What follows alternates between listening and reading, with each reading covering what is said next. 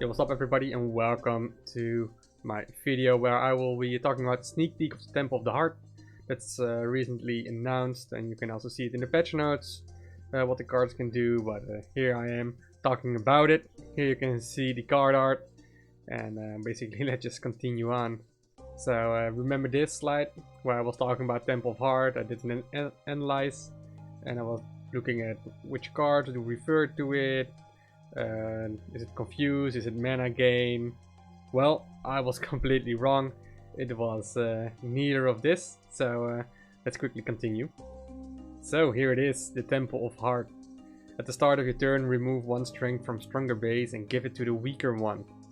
So that's what we got. Super interesting. 3 mana, 2 strength, a common. And well, it is a lot of things, this card. Can be good, can be bad. It's a lot of meme potential as well. It looks cute, nice heart, and well, it's good for you. It can be good for your opponent.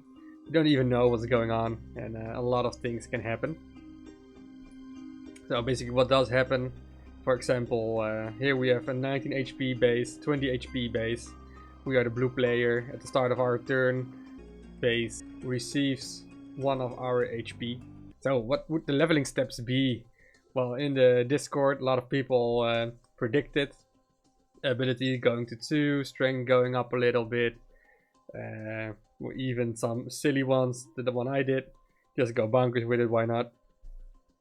But what actually did happen is we all got it wrong. Brazoza, like the Sheepyard community manager, said basically we were talking nonsense. We had to wait before the release to get the actual leveling steps. And here it is. These are the leveling steps. As you can see, we basically go +1 strength on its base strength. And at level 4 it will get like the biggest buff. Since then it will shift 2 strengths instead of just 1. Alright, so that about the leveling steps. Let's continue to the innovative. Just some criteria I made up, and I gave it a 5 out of 5. Because, well, we haven't seen anything like this before, right? So that's super cool, and it's a lot of fun to experiment with it. So, next one, I gave it fits in Stormbound, a 3 out of 5. Well, maybe I'm a bit conservative, but we haven't seen this ability yet. So that's something new, and well, perhaps because these are new kind of structures, right? So, but also some things to consider. Well, the faction, it basically is something like a drain, and a drain feels a bit more shadow fan. Also, it's well, unit type. It doesn't really have a unit type yet, or maybe it is a temple structure. You might see in the future. Rarity, it's a common. Well, maybe it is simple, but this is so much implications and so much strategy behind it. It doesn't feel like a common. Actually, I'm super happy that they created a common card, because that will help new players and also free-to-play players a bit better. And we can add some of those as well. But maybe it isn't the right spot for me. Neutral cards are fairly simple, but whatever. Don't attach too much value on it.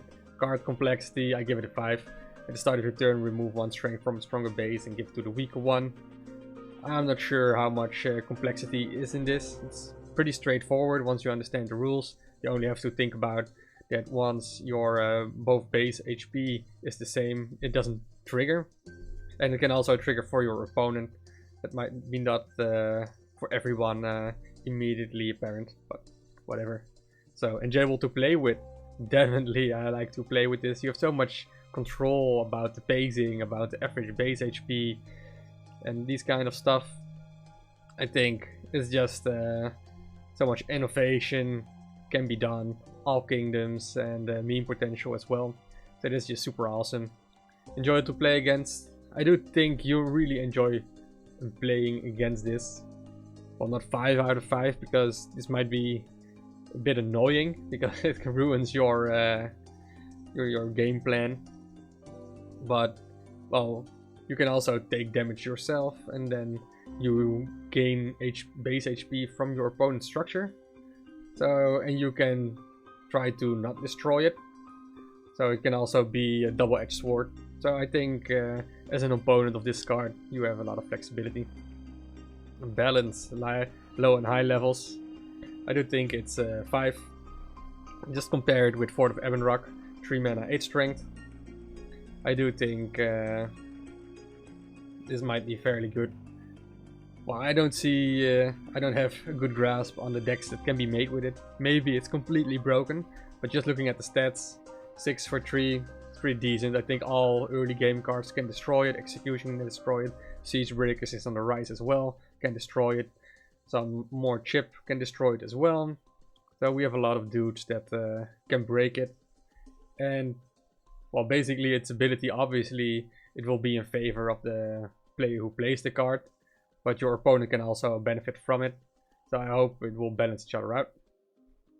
Leveling steps, 4 out of 5. Look at this. I think it's pretty sick. Everything goes up. Might have gone here with 4 and give it an ability buff. Now level 4 is basically the strongest increment. I do think the base strength is fine. Shouldn't be higher than 6. Maybe I would have preferred it to 5. And perhaps I would even be, the fun part would be to go with remove 3 strength from your stronger base. Like even more swingy on maxed out levels, because level 5 will most likely be used in Platinum and in Diamond. So then you have like 17, 18, 19, 20 HP or something like that. I think that will be a lot of fun. Name fits the unit type, communicates the ability, 4 out of 5. Well, it's a neutral, as I said. Temple of Heart, Temple of Focus as well. So I do think and the Heart can be sometimes like base HP. Maybe links a little bit, so I think that's fine. Doesn't talk much about draining base HP from one base to the other one, but maybe that's okay. Alright, for the art I gave it 4 out of 5. I like the lines, look pretty cool. The crystal most likely represents the base. If you look at your base, like the previous slides I just showed, those are also colored, so I guess that's also something like a crystal. It's not really my style, this cuteness. In my taste it would be better to be a bit more dark, but it's fine, right? An overall feeling, 5 out of 5. This card is just gonna be so much fun to play with. Hopefully it will stay fun. I hope it won't be a top tier card. I'm not sure if that's gonna be healthy, but it will be very interesting to see this card being played, and occasional encounters will be awesome. Alright, so next, what else do we want to talk about? Well, I want to talk about the anti-chip, Swarm Rush, Big Runners, Commander Value decks, card in favors, 1 deck players, and unstable results due to max health cap per league. So let's continue. Currently we have a chip meta. This dude is just insane. All these cards synergizes pretty well with this dude. Basically a single player man who can destroy your base. So that's pretty annoying. And we have Ubas being popular as always. Needle Blast is also very popular. So there's a lot of chip potential. And if you want to survive long enough, you most likely, well, just get chipped down very quickly.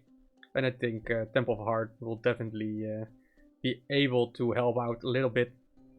Like reduce the chip-based decks. Will need to chip even more if you use Temple of Heart in, because it will just continue to drain your opponent's HP back to your own base. So that's very interesting. So next is the Swarm Rush. I think Swarm in general will synergize pretty well with it, because it has self-inflicting cards. For example, the Temple of the Goats. We also got the Broken Truce.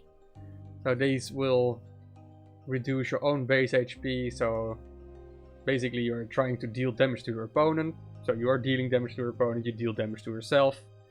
And in the meantime, your structure somewhere on the baseline, or maybe somewhere middle on the map, will also drain your opponent's base and return it to you. You don't care about the HP you get, but you do care about having another way to deal some damage.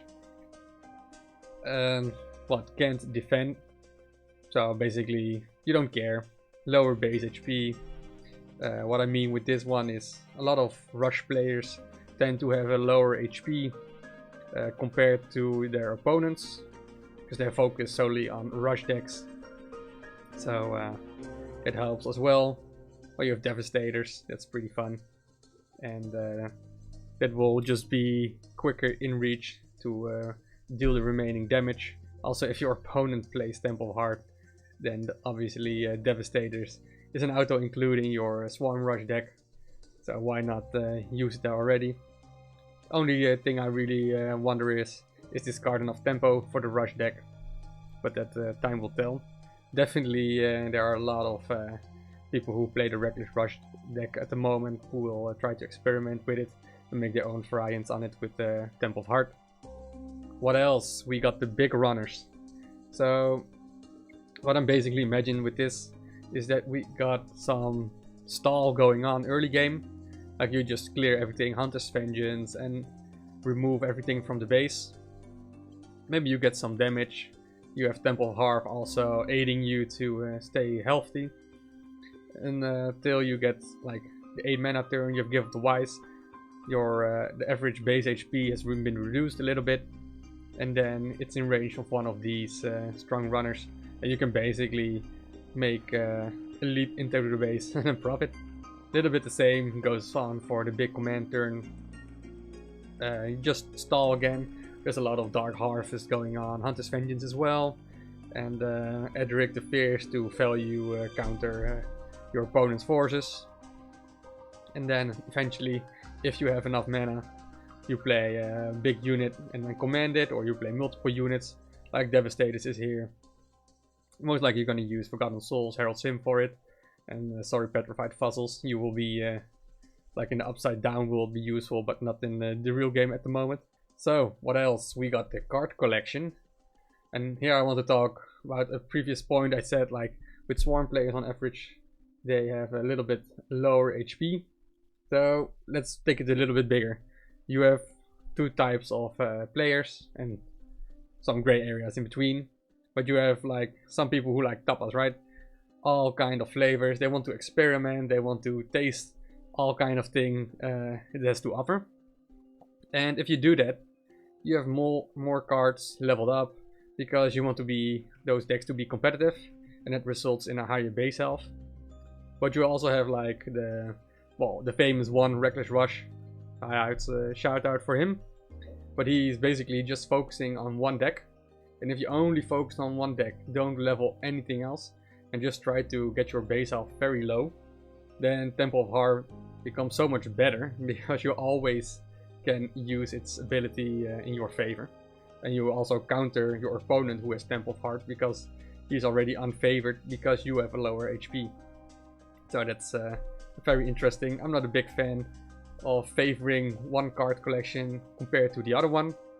Obviously because I am the tapas man, I like to level up everything. I don't like the yellow borders in my collection, and just play all the kingdoms, play silly meme decks. And for those silly meme decks, if you want to be in the competitive leagues, you have to at least upgrade them on a certain degree. So that's my points for the card collection. Last but not least, pun intended, we got the leagues. So what's up with the leagues?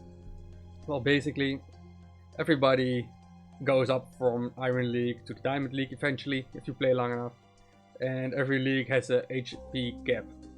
So we got 10, 11, for Silver 12, and Gold League 14, and at the end of the season, if you are Diamond, you return to Platinum 5. And what happens is you basically lose 3 HP, and you have to continue on. So here's the funny thing that happens. The card is really depending on how much HP you have. So for example, if you are just 17 HP and you are in Platinum and everybody else is also 17 HP, well, it's pretty straightforward, right? But once you go into the Diamond League and you are still 17 HP, then the Temple of Heart becomes a viable option, maybe, or at least it becomes better for you because in the Diamond League you will face more 20 HP opponents. So at this step you can initially, like, maybe here Temple of Heart is a bit too weak, but once you go to a higher league, the card becomes better. For example, for the other way around, if you are having a lot of fun in Diamond and you're using the Temple of Heart, and then the end of the month season comes and you're returned to Platinum, basically your whole deck might become unviable and needs to be readjusted. You need to make another deck, or you have to wait until you reach Diamond again before your deck becomes solid as well. So those are interesting things we can also see with this deck. So first I want to thank Eveldeck. He was a lot of fun helping me brainstorm as well on what to talk about and what to say. So thank you as well. And I want to thank you, the viewers, as well for the video. Hope you enjoyed it, and let me know what you think. Follow it, like it, share, comment, and we can discuss it a bit more. Thank you very much, and see you later. Cheers.